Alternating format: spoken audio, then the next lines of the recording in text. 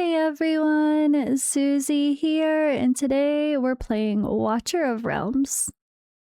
For today's video, we are on the test server, as you can see by this atrocious watermark, and we're going to take a look at Oren. There are also two other new heroes to reveal. You guys saw that amazing teaser with the banners, so let's give this a watch and see what they're all about. So this badass here, he is our new Arbiter Lord. And yeah, I think he seems to have pretty cool graphics. Don't mind the low quality, it's BlueStacks. It's never great. But oof, so many cool little moments there. A very interesting design. We were having a giggle. He's kind of like Legendary Baron meets Ghost Rider and Praetus. Yeah, that's what I'm gonna call him. But overall, I'm gonna go through and show you quick the few heroes. I'm gonna give you the blurbs before the video starts instead of with each hero, so you can see what their TLDR is before we dive in. We have Janus Grismore, an infernal mage dealing magic damage. So her TLDR is that she features summoning and full map damage against burn targets. An infernal summoner mage mainly used in infernal burn teams. She can summon phoenix eggs, which have HP and block count. The eggs absorb burn effects and hatch into phoenixes. Has offensive dispel abilities and skills that deal burst damage to burn targets across an entire map. So you guys know I love my full board heroes. Beatrix Edril. This gorgeous lady is going to be added to that mix. Next up, we have Solaris Skyre, Fate's Gambit, a mage dealing magic damage as well, Northerner. Alright, so physical and magic damage switching, and full map AoE damage. What's with the full map? Y'all are killing me.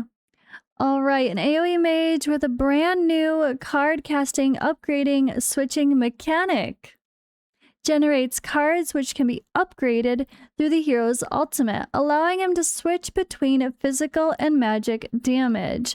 The magic mode applies Winter's Bite, while the physical mode applies Stun, with skills that can be cast across the entire map. Hero can store energy to unleash big burst damage and performs even better when paired with shield heroes from the North Throne. Alright, we'll look at where these heroes are good in the game and who they pair with when I look at their kits.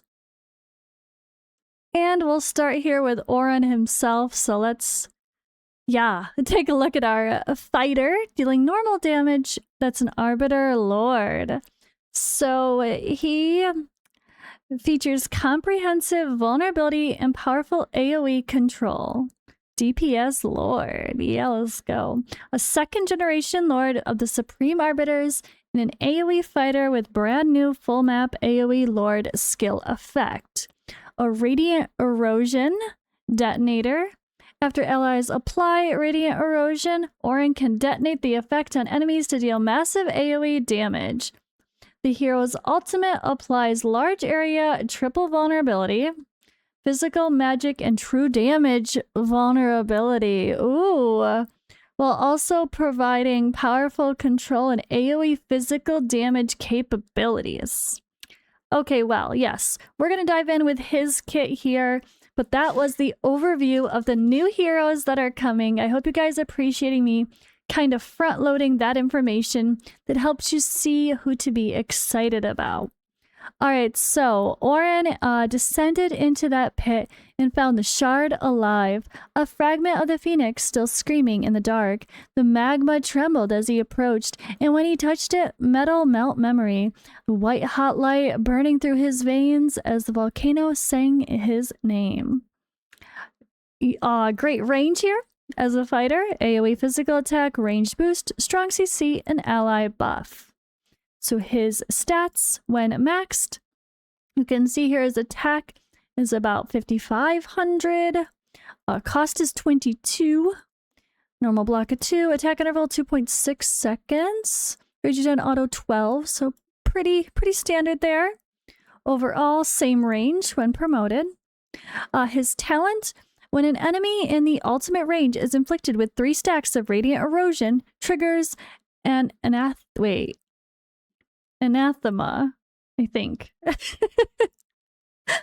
But just a reminder, radiant erosion deals continuous true damage based on defense of the inflicted target every 2 seconds, stacking up to 3 times. The cooldown is 5 seconds for that ability.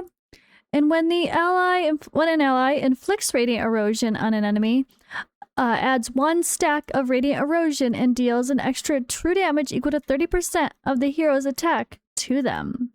So this anathema removes all radiant erosion from the target and nearby enemies, up to a total of 5 enemies, dealing 250% AoE damage, physical damage, 1 time, and 150% AoE true damage 1 time, then executing enemies with HP below 20%, excluding elites and bosses. Can target airborne units. Very cool. All right, basic attack is an AoE physical attack to the target and their surrounding enemies, hitting up to 5 enemies. The ultimate, after casting the ultimate, enemies in the ultimate range suffer from a vulnerability magic damage, vulnerability physical damage, and vulnerability true damage, all of 30%. And, meanwhile, they are inflicted with 1 stack of radiant erosion when taking damage from an ally's basic attack. Reduces the cooldown of an anathema to 1 second, and it can inflict slow. It's a 50% movement speed reduction for 5 seconds slow. Okay. This is pretty interesting, though. It does decrease the ultimate duration increase the ultimate duration, decrease skill cost when booked up. And look at that range. It's crazy. Very cool. Wow. That is fun. He should be badass. He's an Arbiter Lord. All right. This auto attack, Reprimandum, every 10 seconds changes the next basic attack to deal 200% AoE physical damage and 100% AoE true damage to up to 8 enemies and inflict 1 stack of radiant erosion. During the ultimate, the range of Reprimand can be expanded to the ultimate range, and its trigger interval is reduced by 6 seconds. Damn. So he just does 200% instead of 100% and adds true damage every 10 seconds. So this is not every attack.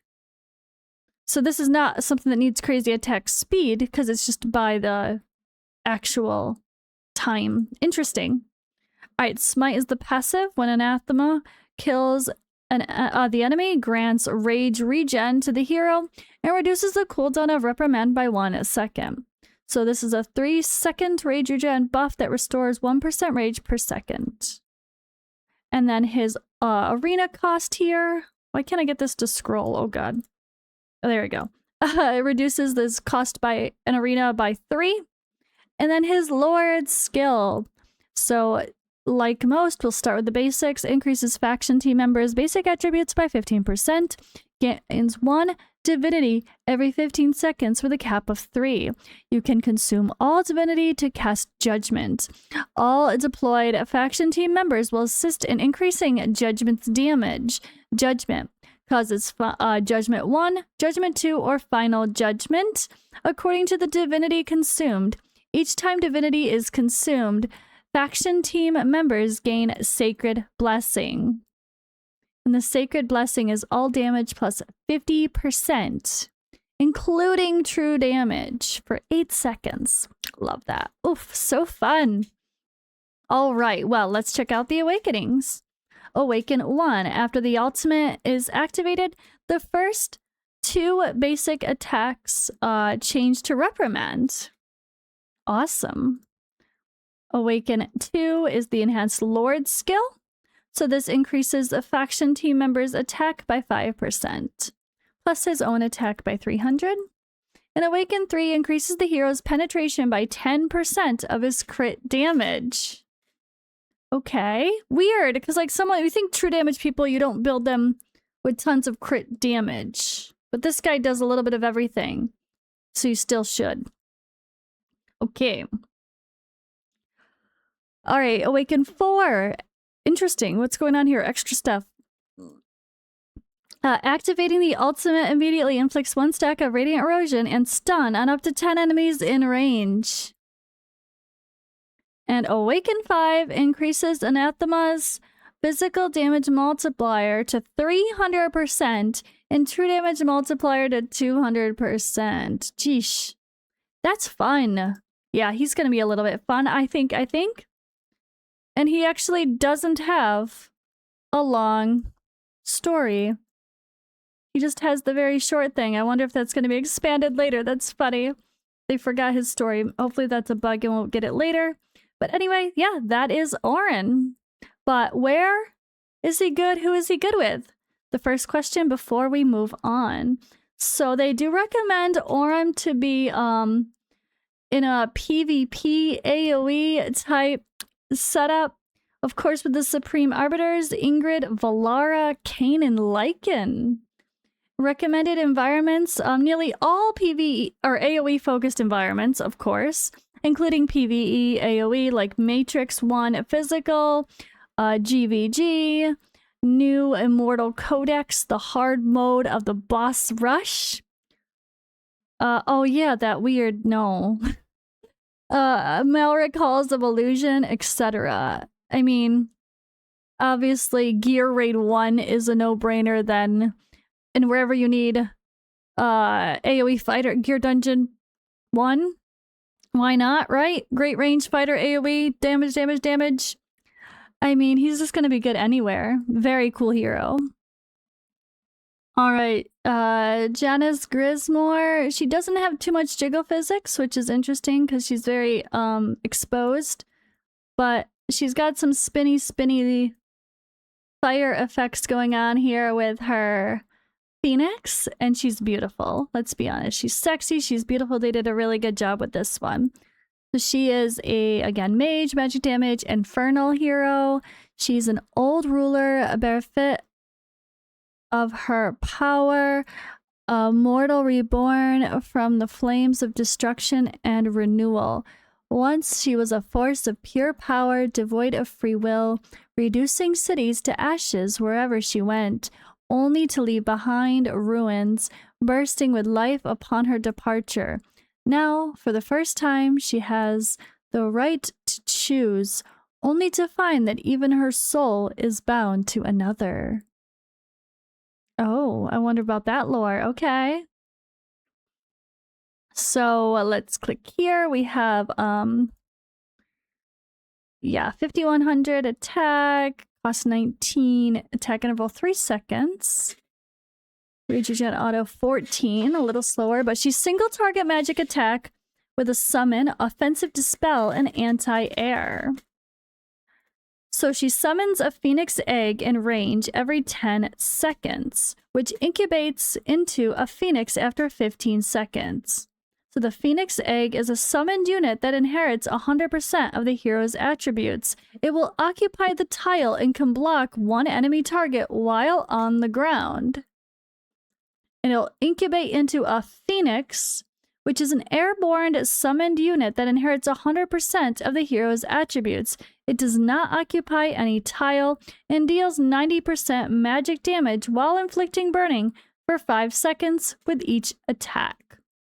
So the total number of phoenix eggs and phoenixes on the field cannot exceed 3. The hero cannot summon phoenix egg during her ultimate. When casting the ultimate, immediately dispels 1 buff from all allies inflicted with burning on the field. And when taking fatal damage, this hero revives with full HP and removes all phoenixes on the field. The hero has 1 revival chance per deployment, and the revival can only be triggered up to 2 times per battle. Very interesting. She's very cool. I just love her design. All right. Her basic attack is magic damage, deals 100% magic damage to one enemy. When the total number of Phoenix Egg and Phoenix on the field reaches the limit, basic attack will hit one extra enemy and inflict burning. The ultimate Cinder Hatchling. When activating the ultimate, if the number of Phoenixes on the field is at least 2, increases the damage of the hero and Phoenixes by 95% per Phoenix, while each attack bounces 1 time and inflicts 3 extra burning effects, and removes all Phoenixes on the field after the ultimate ends. Otherwise, immediately ends the ultimate, hatches all Phoenix eggs on the field, and summons up to 2 extra Phoenix eggs. Okay. So if you want a couple quick Phoenixes, you pop the ultimate. This is interesting. It's going to be very all over the place on auto. That's for sure. All right, Inflame. So Phoenix Egg absorbs 1 burning effect from the enemy within 3 tiles every 1 second, and shortens its incubation time by 3 seconds. After Phoenix Egg hatches into Phoenix, increases the penetration by 11% per burning effect absorbed, stacking up to 3 times.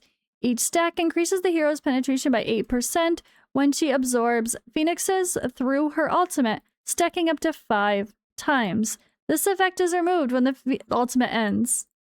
Whew. Definitely a bit of complication and mechanics to take a deeper look at and have to analyze what the best scenarios are for popping these for getting the Phoenix eggs to turn into Phoenixes. They hatch. Or to just wait until you have enough and then take advantage of it for the burning effects. Alright, Rekindle. When the total number of Phoenix eggs and Phoenixes on the field reach the limit, subsequent summons trigger by the talent will instead shorten the incubation time of the Phoenix egg by 2 seconds. So I'm confused. The notes for her say she's full map damage against burned targets. Absorbs 1 burning effect from the enemy within 3 tiles. Inflicts 3 extra burning effects. I don't see anything about her. Wait. Oh, here. It's this. Immediately dispels 1 buff from all enemies inflicted with burning on the field. But that's not damage. She's dispelling a buff. Doesn't sound like she actually does damage to enemies all over the field. It sounds like she just debuffs anybody all over the field. Right? This doesn't say a full field for her ultimate damage. But maybe the Phoenixes can move a little bit more freely like how Valise can? I don't know. We'll have to see that one. That doesn't make sense for the description necessarily. Alright, Awaken 1 reduces the attack interval of the hero and Phoenixes by 20%. And then Awaken 2, when deployed, immediately summons 3 Phoenixes. Awaken 3, when a Phoenix dies, immediately restores 8% of the hero's rage to the hero, with a 50% to immediately summon 1 Phoenix egg. And then Awaken 4, penetration plus 8%. And Awaken 5, when the ultimate is triggered, deals 600% damage 1 time to up to 3 enemies in range inflicted with burning. In range, though. For every 1 burning effect on the target, damage increases by 5% up to an increase of 50%. Yeah, sounds like she just has a full board dispel or buff strip. She's a full board stripper. Hey! But I don't think she actually does damage to the whole board, unless I misread something or, yeah. Okay, that is Janus Grismore. So she is suggested to be in Gear Dungeon 3 with an Infernal Blast team like Sulkadens, Violetta Vane, Gretchen, her, and Lyra. So she's maybe intended for that new Gear Dungeon, which is super fun. Makes sense that they're going to put out more people that are suited for the new content, of course. And we have Solaris Skyre. Very cool vibes here with the effects and the cards and the light. Love it. So he's a mage dealing magic damage. He has no wings, yet he stepped into the sky citadel of the Seraphim. He sought no permission, yet the entire city could not send him away.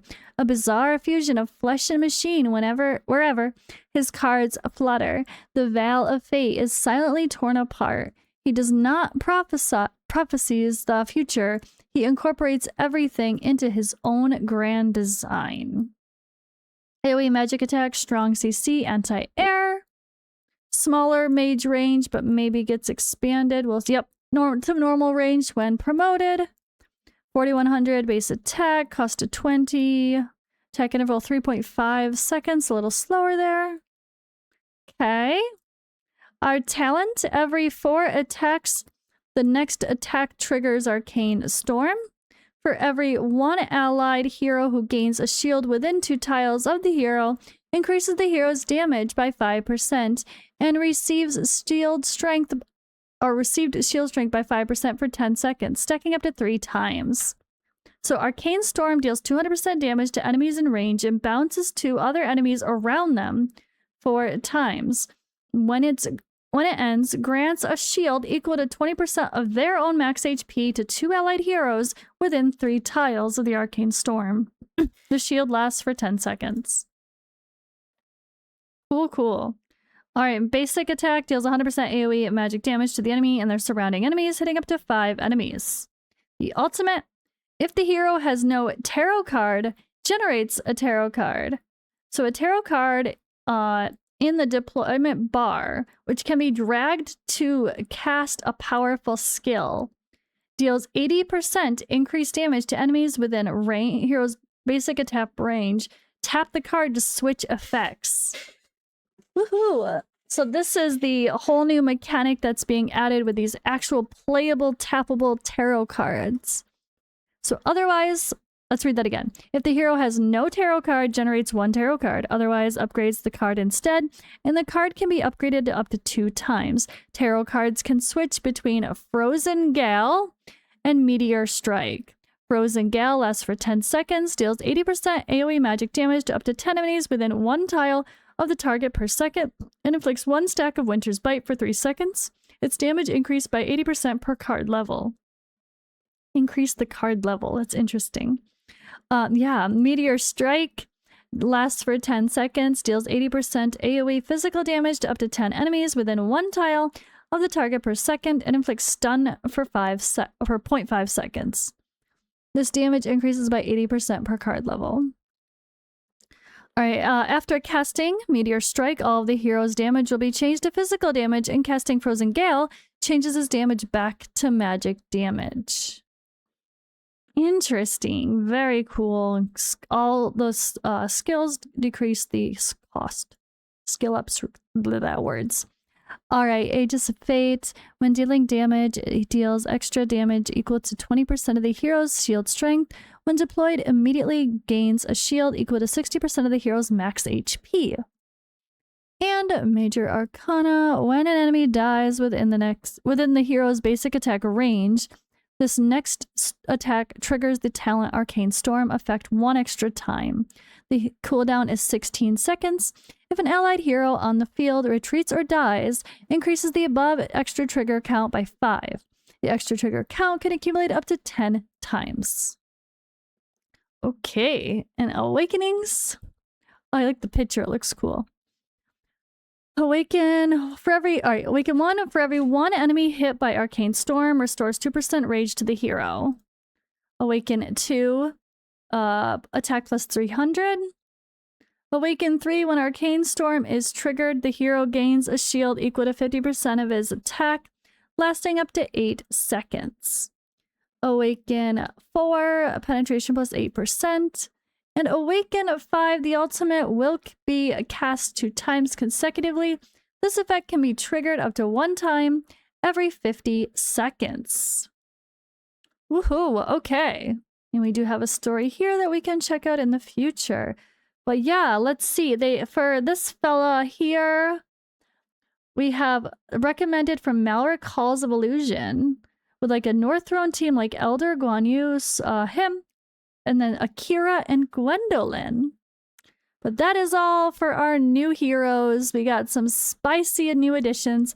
Let me know your thoughts in the comments below. Thank you guys for watching, and I'll see you in the next one.